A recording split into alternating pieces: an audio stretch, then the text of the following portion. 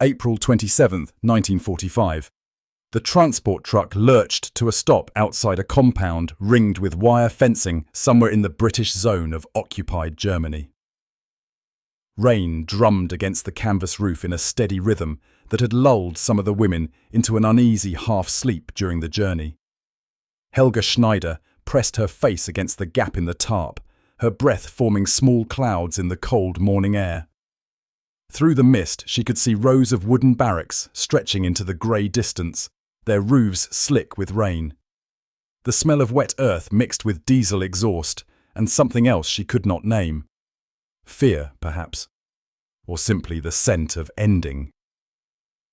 A British soldier appeared at the back of the truck, his rifle slung over his shoulder in a manner that seemed almost casual. He was young, barely older than Helga's brother would have been.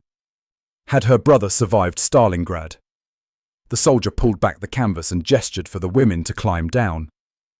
23 of them, ranging from barely 18 to past 50, all wearing the threadbare remnants of their Wehrmacht auxiliary uniforms. Some had been nurses at field hospitals. Others had served in communications, or logistics, or the countless administrative positions that had kept the German war machine functioning until it finally ground to a halt.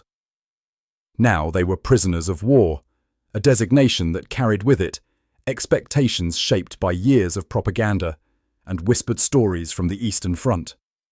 Helga had been told what to expect. They all had been told. The British and Americans were barbaric beneath their veneer of civilization. They would starve their prisoners, work them to death, violate them with impunity. The stories had circulated through the auxiliary corps even as the Reich crumbled around them. Better to die fighting than fall into enemy hands. Better to take the cyanide capsule than face what awaited on the other side of capture. But Helga had lost her capsule somewhere during the chaotic retreat from the field hospital at Celle. When the British tanks rolled through, she had been too exhausted to run, too empty to care. She had simply raised her hands and waited. That was 6 days ago.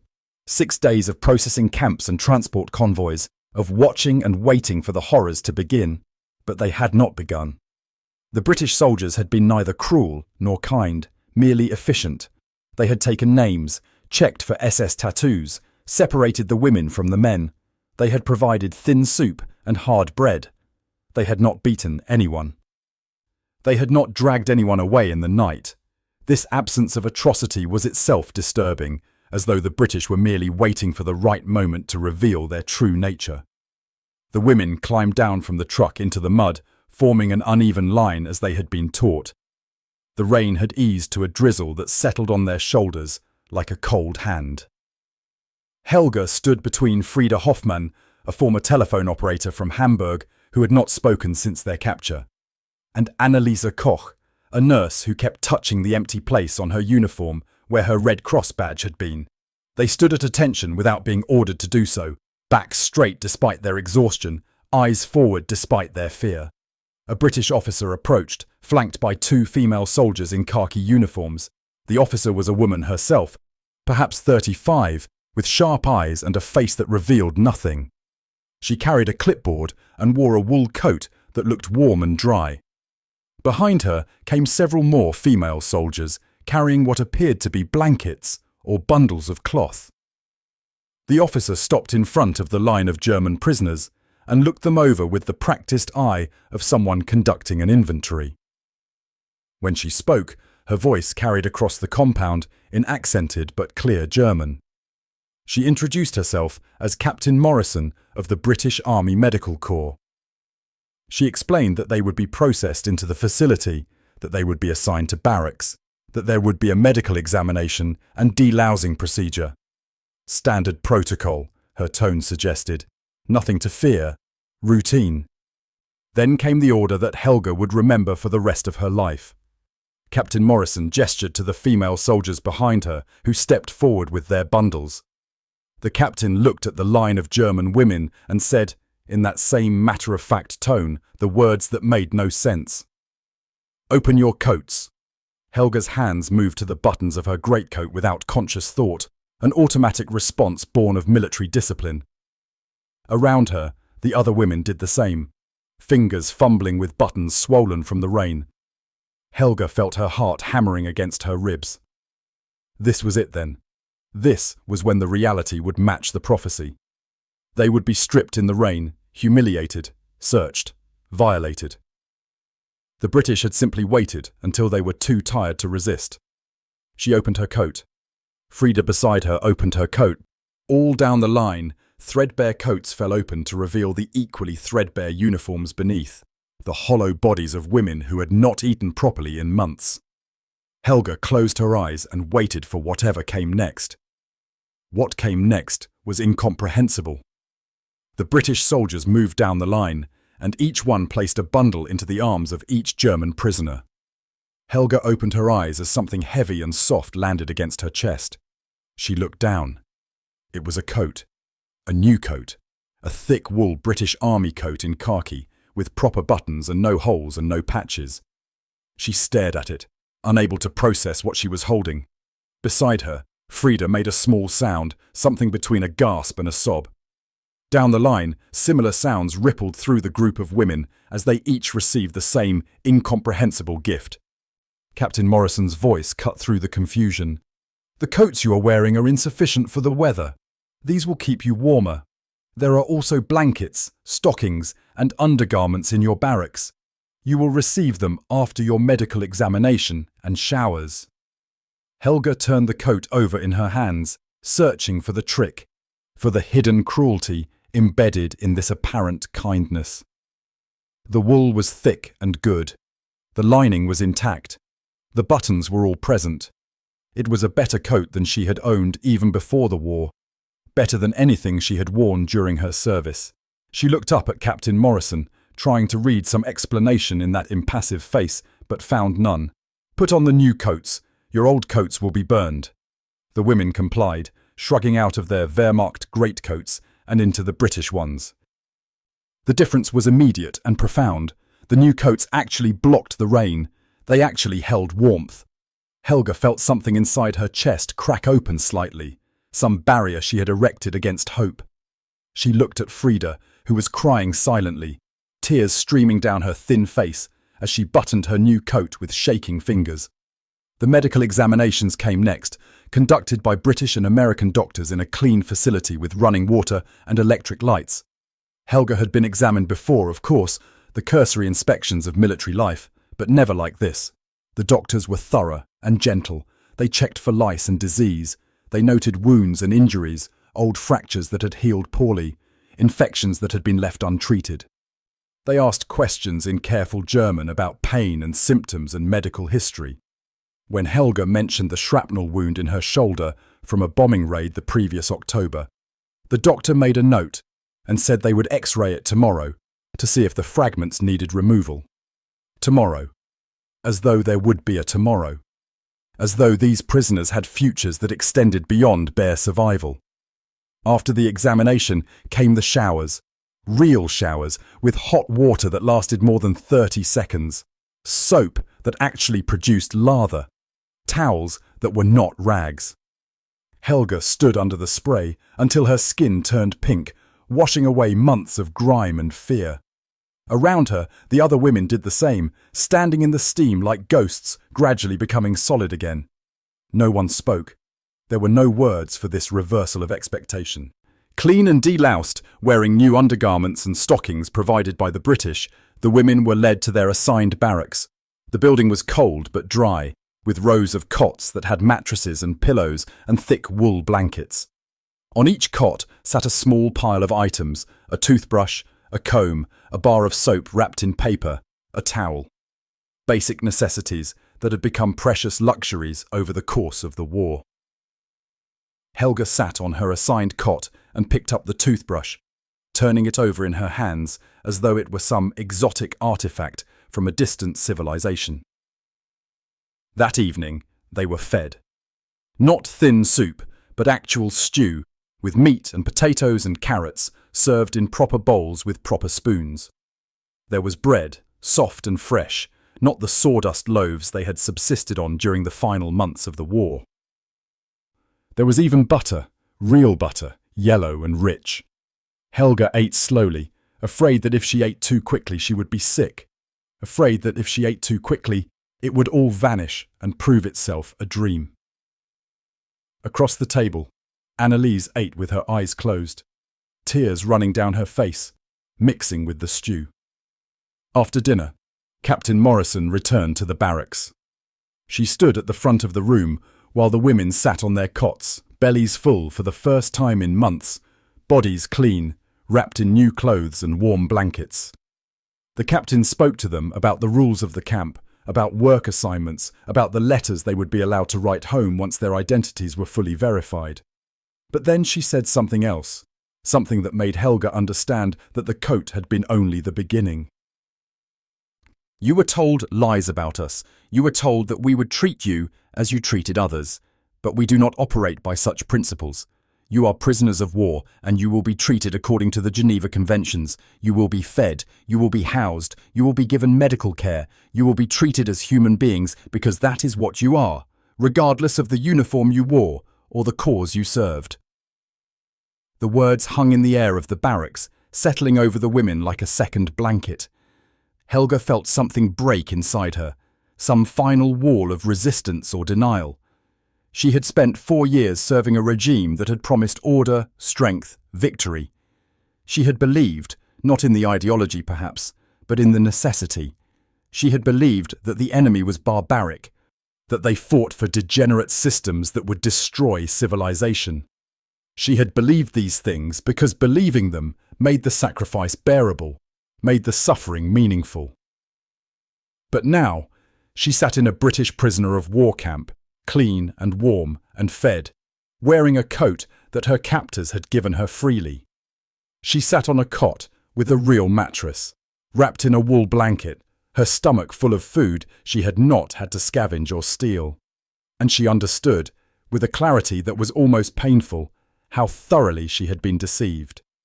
The Nazi propaganda had been very specific about British and American barbarism. They were plutocrats and democrats, weak people from weak systems, corrupted by Jewish influence and racial mixing. They would show no mercy to German prisoners because they had no honor, no discipline, no respect for the martial virtues. The propaganda had been consistent and relentless, repeated until it seemed like simple truth. But here was the actual truth, solid and undeniable, the coat on her back, the food in her belly, the doctor who had treated her wounded shoulder with concern and care. In the days that followed, the pattern continued. The women were assigned to work details, not brutal labor, but ordinary tasks, laundry, kitchen work, cleaning, mending. They were given breaks. They were given meals. When one of the older women, Margaret Keller, collapsed from exhaustion, she was taken to the infirmary and kept there for 3 days until she recovered. When Frida finally began to speak again, haltingly admitting that she was pregnant, the British nurses arranged for her to see a doctor and adjusted her work assignment to something less strenuous. When Annalise requested permission to work in the camp infirmary using her nursing training, she was evaluated and then assigned to assist the British medical staff. The contrast between expectation and reality created a cognitive dissonance that Helga found almost unbearable. She had been prepared for cruelty. She could have endured cruelty. Cruelty would have confirmed everything she had been told, would have validated the worldview she had accepted. But this careful, bureaucratic kindness shattered that worldview completely. Every warm meal was an accusation. Every blanket was evidence of her own complicity in a system built on lies. She was not alone in this realization. In the evenings after work, the women gathered in the barracks and spoke in low voices about the cognitive prison they found themselves in. They had served a government that had promised them strength and dignity and purpose. They had believed, or at least accepted, the narrative they were told about German superiority and the degeneracy of their enemies.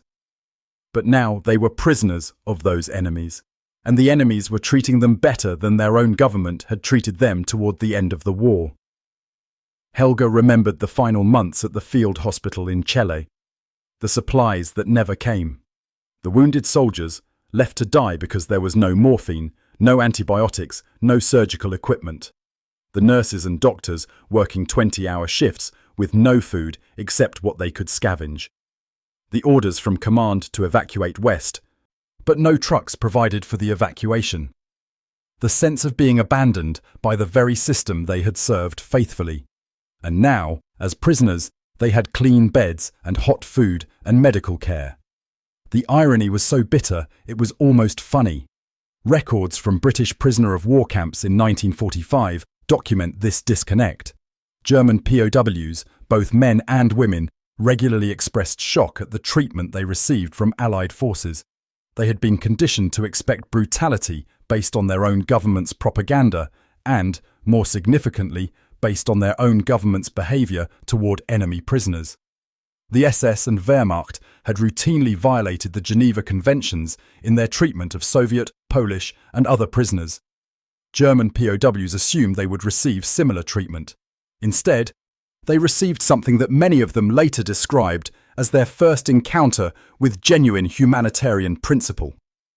The British Army's policy toward German POWs was not motivated by sentiment, but by pragmatic adherence to international law and military discipline.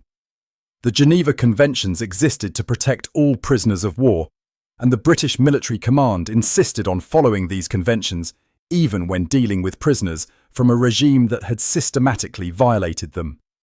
This adherence was not universal. There were incidents of abuse and mistreatment, particularly immediately after liberation of concentration camps, but official policy demanded humane treatment, adequate food, medical care, and basic dignity for all prisoners.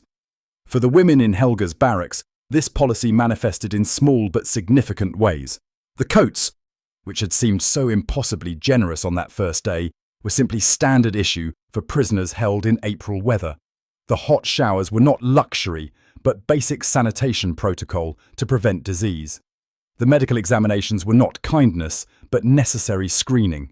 Everything that seemed like compassion was actually just competent administration of a prisoner of war facility according to established regulations.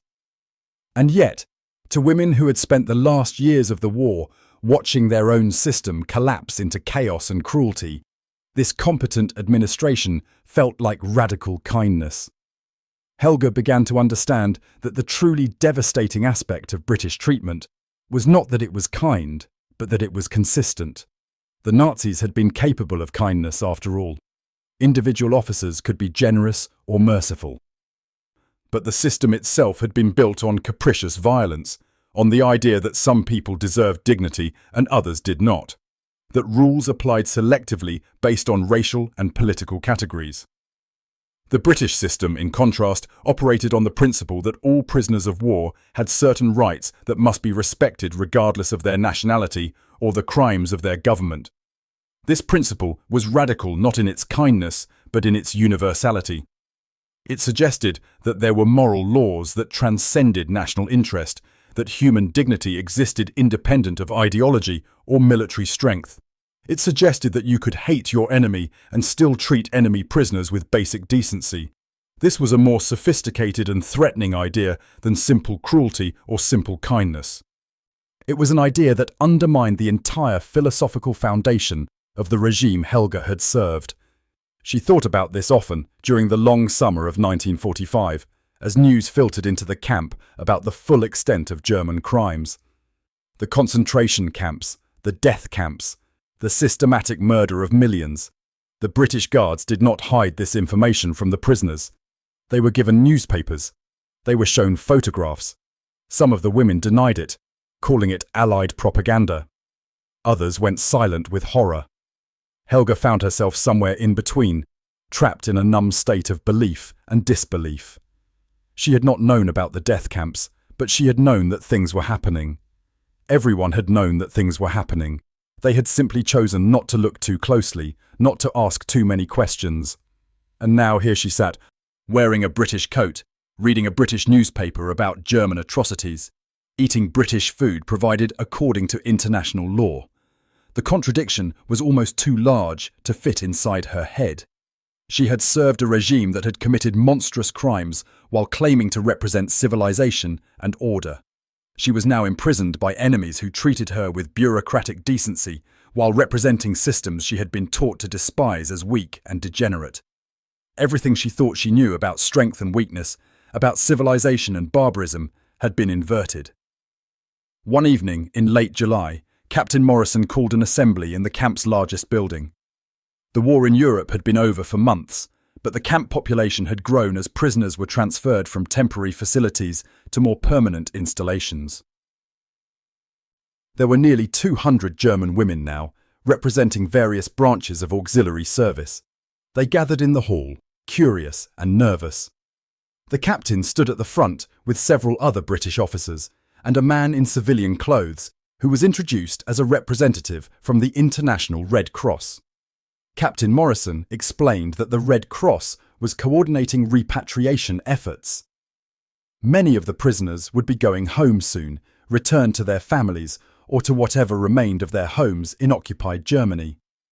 But first, the captain said, there was something they all needed to see. The lights dimmed and a film projector flickered to life. What followed was footage from the liberation of Bergen-Belsen. The projector showed corpses stacked like cordwood. It showed living skeletons with hollow eyes. It showed British soldiers bulldozing bodies into mass graves while wearing masks against the smell of death. The film ran for 20 minutes. Some of the German women looked away. Others watched with faces like stone. Some cried. Helga watched every second, forcing herself not to turn away, accepting this as a kind of penance. This was what her service had protected. This was what her country had done. When the film ended and the lights came back up, Captain Morrison did not make a speech. She simply said that this was the reason the British had fought. This was the reality behind the propaganda. This was what they had found when they crossed the German border. Then she dismissed them back to their barracks. That night, the women did not speak much. They lay on their cots under their warm blankets in their dry barracks, and each wrestled with her own conscience. Helga stared at the ceiling and thought about the coat. That ridiculous coat that had seemed like such an incomprehensible kindness on that rainy morning in April. Now she understood it differently. The coat was not kindness. The coat was simply proof that the British meant what they said about the Geneva Conventions. They would feed their prisoners and clothe their prisoners and treat their prisoners according to established law, even when those prisoners came from a system that had violated every moral boundary. The coat was not mercy. It was justice. And justice, Helga was learning, was far more destabilizing than mercy would have been. The weeks passed. Summer turned to autumn. Letters arrived, many bearing terrible news of destroyed cities and missing family members. Helga learned that her mother had died in the bombing of Dresden. Frida learned that her husband was missing, presumed killed on the Eastern Front. Anneliese learned that her entire family had been killed when their apartment building collapsed during a raid. The women absorbed these losses with the dull acceptance of people who had already lost so much that one more grief barely registered. But still, the routine of the camp continued. Work details, meals, letters, medical care. The British soldiers maintained their professional distance, neither friendly nor cruel, simply efficient. The women learned rudimentary English. Some took courses offered by the Red Cross in typing and other skills. They existed in a strange liminal space, neither free nor brutalized, waiting for a future that remained uncertain. Then, in late September, Helga was called to the camp administration office. Captain Morrison sat behind a desk covered with papers and files. She gestured for Helga to sit. The captain explained that Helga had been cleared for repatriation. Her identity had been verified, her service record checked against war crimes investigations. She had been a nurse at a field hospital, not a member of any criminal organization. She was free to return to what remained of her home in Saxony, which was now in the Soviet occupation zone. The captain handed Helga a packet of papers, her discharge documents, her travel authorization, a small amount of currency. Then Captain Morrison did something unexpected. She stood and retrieved a package from the shelf behind her desk. Inside was the British Army coat that Helga had been issued that first morning, cleaned and folded with care, Take this with you. Winter will be difficult this year." Helga accepted the coat with hands that shook slightly. She tried to find words to express what this meant, tried to articulate the transformation that had occurred within her during these months of captivity. But language failed her. How could she explain that the coat had become a symbol of everything she had not understood about the world? How could she describe the way it had shattered her preconceptions and forced her to rebuild her understanding of justice and dignity from the ground up? Captain Morrison seemed to understand without needing the words spoken. She simply nodded and wished Helga good fortune in rebuilding her life. The interview was over. Helga left the office, clutching the coat and her papers, and walked back to the barracks to collect her few belongings. 3 days later, she joined a group of women being transported east toward the British-Soviet boundary. They travelled in trucks that were old but functional, through a landscape of ruins that had once been cities. The devastation was comprehensive and terrible. Germany had been reduced to rubble, its infrastructure destroyed, its population scattered or dead. The Reich that had promised 1,000 years had lasted 12 and ended in complete annihilation. At the checkpoint where the British zone met the Soviet zone, the trucks stopped. The women climbed down and formed up for the final processing that would transfer them from British custody to Soviet administration. Russian soldiers stood on the other side of the checkpoint, their expressions unreadable. Helga clutched her coat and wondered what waited for her on the other side. The Soviets had their own reputation, their own style of occupation. A British officer walked down the line, checking papers one last time. When he reached Helga, he paused and looked at the coat she was carrying.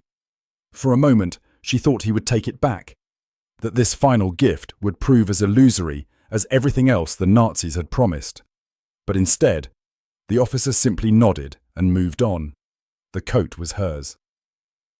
Whatever waited on the other side of that checkpoint, at least she would face it with warmth. She crossed into the Soviet zone on a grey October morning, walking across a stretch of broken pavement that separated one conquered territory from another. She did not look back. Behind her lay the strange interlude of British captivity, the education in principles she had not known existed.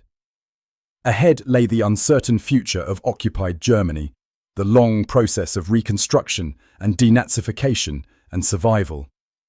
She carried with her a British Army coat, a packet of papers, and a set of questions about justice and ideology that would occupy her thoughts for the rest of her life.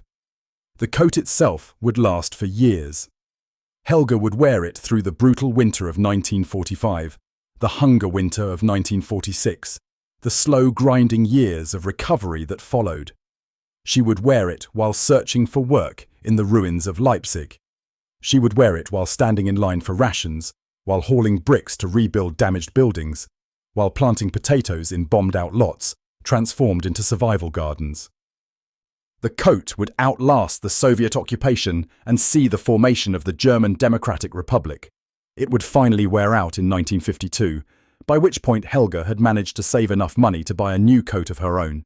But she never forgot the moment of receiving it, that incomprehensible morning when she had opened her threadbare Wehrmacht greatcoat expecting punishment and received instead a demonstration of principle that had exploded every certainty she held.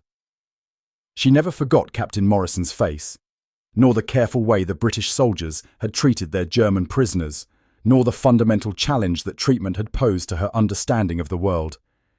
In later years, when Germany was divided and the Cold War made enemies of former allies and allies of former enemies, Helga would think about that coat and what it represented. She would think about the difference between systems that treated human dignity as contingent and systems that treated it as absolute. She would think about how a simple act of administrative competence, providing adequate clothing to prisoners according to regulation, had accomplished what no propaganda could have achieved.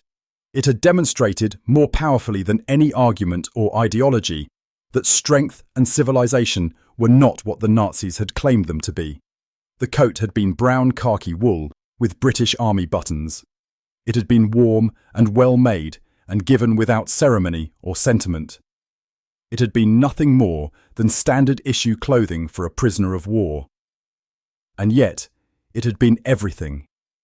It had been the first crack in the wall of lies that Helga had lived behind. It had been the beginning of understanding that the world was not ordered the way she had been taught, that her enemies were not monsters, and her government had not been defending civilization against barbarism. The truth had been precisely the opposite. She thought about this often in the years that followed, during the long project of coming to terms with what she had been part of and what she had failed to see. The coat had been the beginning of that reckoning, the first step toward understanding complicity and responsibility, and the ways that ordinary people participate in extraordinary evil through the simple act of not questioning, not resisting, not demanding to know what was being done in their name. The memory of that morning in April 1945 would stay with Helga until her death in 1983. She would tell the story to her daughter, born in the difficult years of the late 40s. She would tell it to her granddaughter, born after the war was distant history.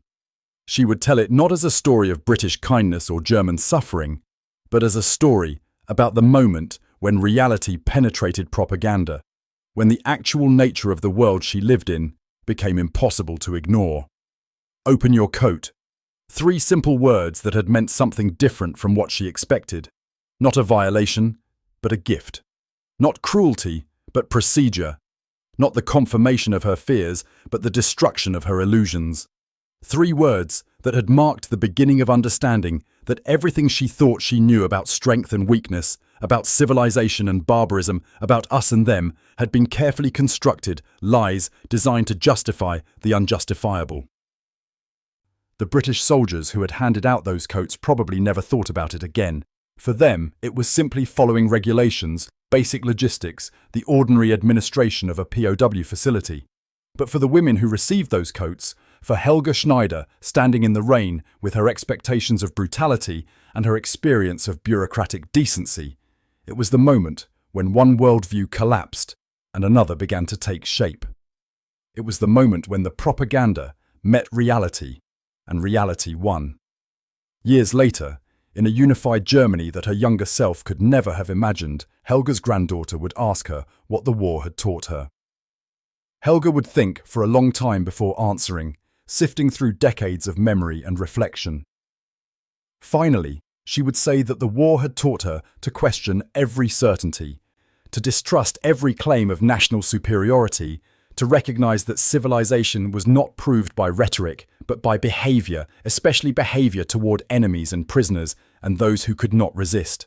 The war had taught her that cruelty was easy and justice was hard, that ideology without principle was simply organized violence, that true strength lay not in domination, but in restraint. It had taught her that the most dangerous lies were the ones that made you feel righteous while committing or enabling atrocities. It had taught her that human dignity was not something you earned through belonging to the right race or nation or cause, but something inherent that had to be respected even when it would be convenient to deny it. All of these lessons had begun with a coat.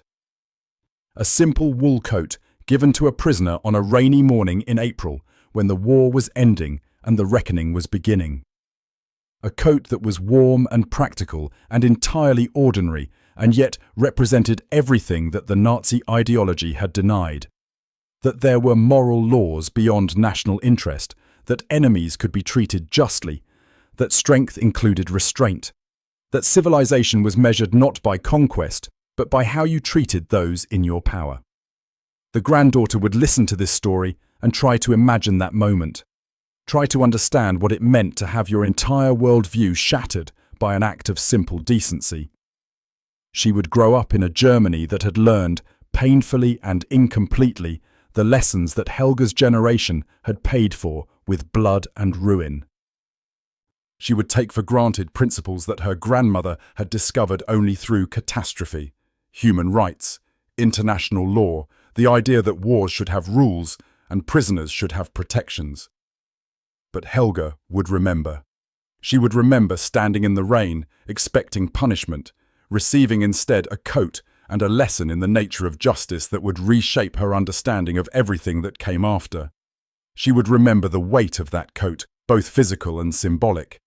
She would remember Captain Morrison's voice saying that they were prisoners of war and would be treated as human beings, because that is what they were, regardless of the uniform they wore or the cause they served. This was the truth that the coat represented. That dignity was not conditional, that justice could exist even between enemies, that the measure of civilization was not rhetoric, but action. It was a truth that contradicted everything the Nazi state had taught, everything it had claimed to represent.